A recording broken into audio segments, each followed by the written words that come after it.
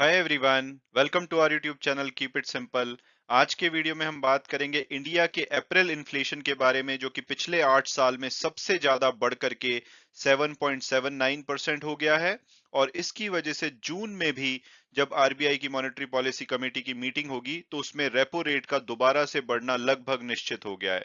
तो आज के वीडियो में हम इस टॉपिक को डिटेल में डिस्कस करेंगे और बहुत ही आसान भाषा में जानेंगे कि भाई एक्चुअली में सीपीआई इन्फ्लेशन होता क्या है और दूसरे कंट्रीज का क्या हाल है इन्फ्लेशन के मामले में।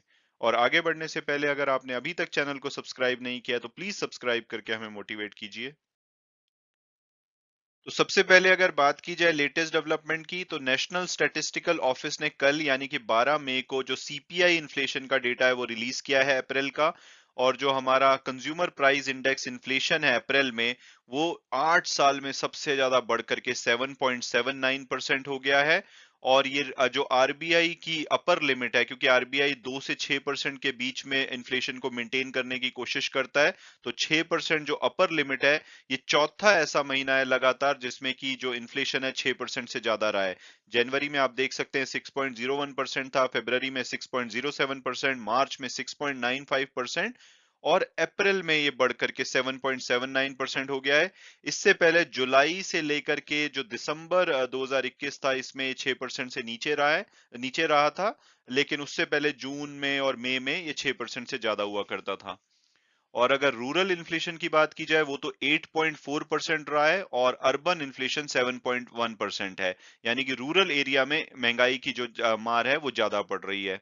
इससे पहले अगर हम हाई इन्फ्लेशन की बात करें, जैसा कि बोला जा रहा है कि 8 साल में सबसे बड़ा नंबर है, तो इससे पहले मई 2014 में जब पहली बार नरेंद्र मोदी गवर्नमेंट फॉर्म हुई थी, तो उस टाइम पे ये 8.33% था, आप देख सकते हैं। उसके बाद ये लगातार कम हुआ है और अब दोबारा से बढ़ करके 8% के आसपास पहुंचने वाला है। और मनी कंट्रोल का जो पोल था उसके हिसाब से इन्फ्लेशन एक्सपेक्ट किया जा रहा था कि 7.5% रहेगा, तो ज्यादातर जो कंसेंसस था वो बन रहा था कि 7.5% के आसपास रह सकता है, तो उससे खराब रहा है। तो आइडियली इसका जो इम्पैक्ट है शेयर मार्केट पे नेगेटिव पड़ना चाहिए था, लेकिन क्योंकि कुछ कुछ जगह पे ये 8% की भी उम्मीद जताई जा रही थी और कुछ लोग ये मान रहे थे कि शायद 8% से भी ज्यादा ना हो जाए, तो ओवरऑल अभी ग्लोबल क्यूज के चलते और इस इन्फ्लेशन के बाद जो एसजीएक्स निफ्टी है अभी करेंटली अगर मैं देखूं, तो वो अभी 160 पॉइंट ऊपर चल रहा है। तो ओवरऑल इसका नेगेटिव इम्पैक्ट स्टॉक मार्केट पे एटलीस्ट अभी के लिए नहीं देखा जा रहा है। और अब अगर बहुत ही आसान भाषा में ये समझा जाए कि भाई ये कंज्यूमर प्राइस इंडेक्स होता क्या है, तो दो प्रकार के इन्फ्लेशन के इंडेक्स होते हैं। एक होता है कंज्यूमर प्राइस इंडेक्स और एक होता है होलसेल प्राइस इंडेक्स।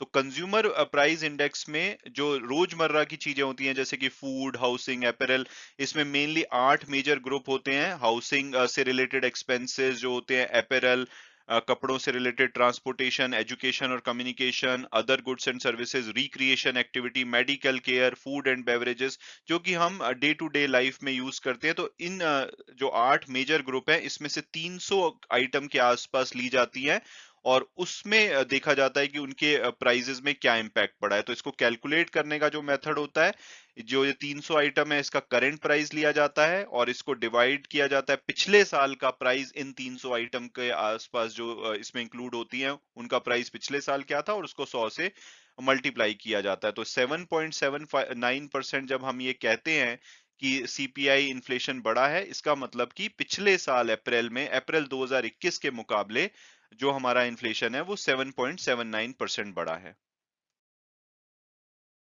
और अब अगर बात की जाए कि भाई अप्रैल के इन्फ्लेशन में कंट्रीब्यूट किन किन चीजों ने किया है जिसकी वजह से ये रिकॉर्ड हाई पे आ गया है 8 साल के, तो सबसे बड़ा रीजन तो फ्यूल है। क्योंकि पेट्रोल की कॉस्ट आप जानते हैं मार्च 2022 मार्च से पहले लगातार बढ़ाई नहीं गई थी, तो उसका इम्पैक्ट नहीं आ रहा था, बट 22 मार्च के बाद बढ़ाई गई, जिसका कि पार्टली इम्पैक्ट मार्च के नंबर में आया था। लेकिन पूरे मंथ का इम्पैक्ट जो पेट्रोल और डीजल के प्राइसेस बढ़े हैं उसका अप्रैल में आया, तो ये सबसे बड़ा कंट्रीब्यूटर है। इसके अलावा जो फूड आइटम है, स्पेशली जैसे कि जो सब्जियां हैं, स्पाइसेस, ऑयल, फैट्स हैं, या इसके अलावा हाउस होल्ड सर्विसेज है, रिपेयर सर्विसेज हो गई, मेड सर्विसेज हो गई, जेनेटर सर्विसेज हो गई, इन सभी ने जो इन्फ्लेशन का नंबर है उसमें कंट्रीब्यूट किया है। और इसी की वजह से आपको ध्यान होगा कि आरबीआई ने पिछले वीक एक इमरजेंसी मीटिंग करके जो रेपो रेट है वो 40 बेसिस पॉइंट बढ़ाई थी, तो उनको डेफिनेटली अंदाजा था कि ये नंबर्स काफी खराब आने वाले हैं।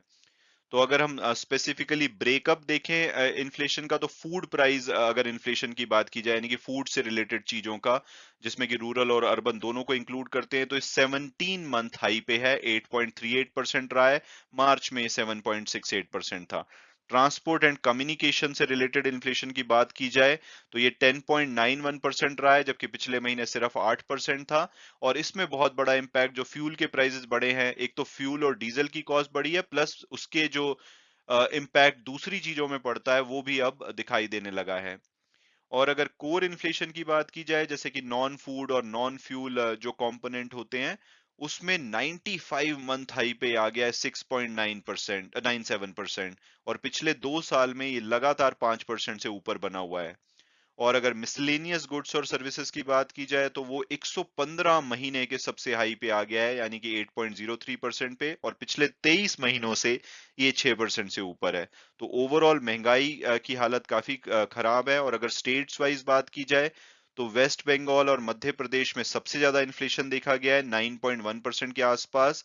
और उसके बाद आते हैं तेलंगाना और हरियाणा, जिसमें कि 9% का इन्फ्लेशन देखा गया है। और अगर जो स्टेट्स अच्छा कर रहे हैं, वो है केरला, जिसमें कि 5.08%, और तमिलनाडु, जिसमें कि 5.37% का इन्फ्लेशन देखा गया है। तो इन्होंने जो नेशनल एवरेज है उससे अच्छा अभी तक दिखाया है इन्फ्लेशन के नंबर में।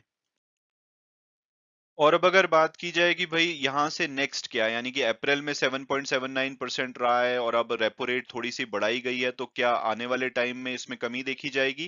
तो एक्सपर्ट्स मान रहे हैं कि थोड़ी बहुत कमी मई के नंबर में देखी जा सकती है, ये लगभग 6.5% के आसपास रह सकता है। लेकिन फिर भी जो आरबीआई की अपर जो कैप है 6% की, उससे ज्यादा रहेगा, और उससे डेफिनेटली जून की जो आरबीआई की मॉनेटरी पॉलिसी कमेटी की मीटिंग होगी, उसमें भी रेट्स बढ़ाए जा सकते हैं। और आरबीआई ने ऑलरेडी बोल दिया है कि जो इन्फ्लेशन है अब इनके लिए सबसे बड़ी समस्या है, यानी कि बिगेस्ट थ्रेट है। और ये सभी मेजर लेंगे जिससे कि लिक्विडिटी जो कि पेंडेमिक के टाइम पे इन्फ्यूज की गई थी और पॉलिसी रेट कट्स किए गए थे, उसको ये रिवर्स करेंगे और डिमांड को कम करने की कोशिश करेंगे, ताकि ओवरऑल इन्फ्लेशन में कमी आए।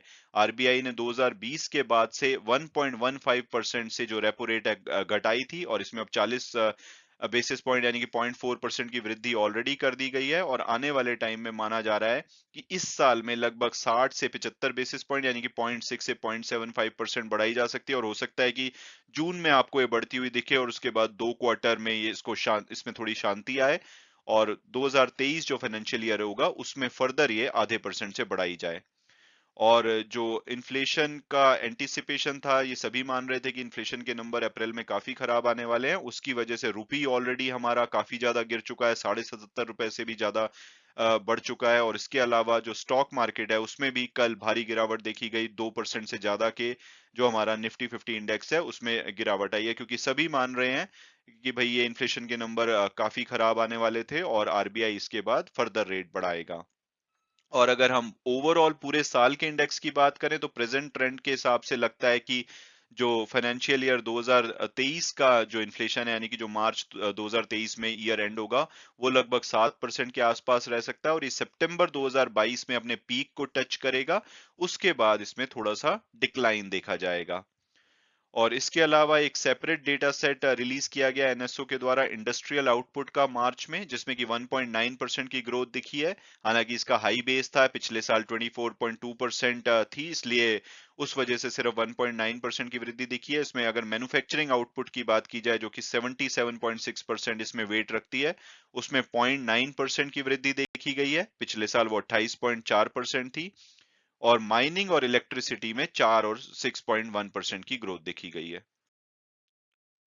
और अब अगर बात की जाए कि भाई ये बात तो हो गई इंडिया की, तो इंडिया दूसरे देशों के मुकाबले कैसा कर रहा है, तो अगर हम जो G20 कंट्रीज हैं, यानी कि टॉप कंट्रीज हैं दुनिया के, अगर उसमें देखें, तो टर्की लगभग 70% का इन्फ्लेशन यहाँ पे चल रहा है, अर्जेंटीना 58%, रशिया 16.7%, ब्राजील 12%। तो ये कंट्री के मुकाबले इंडिया अभी भी काफी अच्छा कर रहा है। कंपैरेटिवली अगर हम देखें, तो यूनाइटेड स्टेट्स में भी 8.3 का इन्फ्लेशन है। यूनाइटेड किंगडम, जहां पे ऑलमोस्ट जीरो इन्फ्लेशन होता था, वहां पे 7% का इन्फ्लेशन है। तो दूसरे देशों की भी हालत खराब है। हालांकि यहाँ पे जापान 1.2%, सऊदी अरेबिया 2%, और चाइना बहुत ही अच्छा कर रहे हैं। और अगर हम दुनिया के सबसे खराब देशों की बात करें जहां पे इन्फ्लेशन की सबसे ज्यादा हालत खराब है, तो सूडान 260%, वेनेजुएला 222%, लेबनान 208%, यानी कि एक साल में जो प्राइसेस हैं 3 गुना बढ़ रहे हैं यहाँ पे। और यहाँ पे अगर हम अपने पड़ोसी मुल्कों की बात करें तो श्रीलंका में 30%, वहां पे ऑलरेडी हालत काफी खराब चल रही है। पाकिस्तान में 13.4%। तो अगर हम कंपैरेटिवली देखें तो हमारे नंबर अभी भी बेटर लगते हैं, और जिस तरह से आरबीआई इसमें इंटरवीन कर रहा है तो हो सकता है कि आने वाले टाइम में इस पे इंप्रूवमेंट देखी जाए, लेकिन डेफिनेटली 7.79% कहीं से भी कंफर्टेबल नहीं है। और आने वाले टाइम में इसका इम्पैक्ट स्टॉक मार्केट में साथ साथ में रुपी के प्राइस में भी देखा जाएगा। मैं उम्मीद करता हूँ कि आपको ये वीडियो पसंद आया होगा और आपने कुछ नया जाना होगा। Thanks so much for watching the video and God bless you all.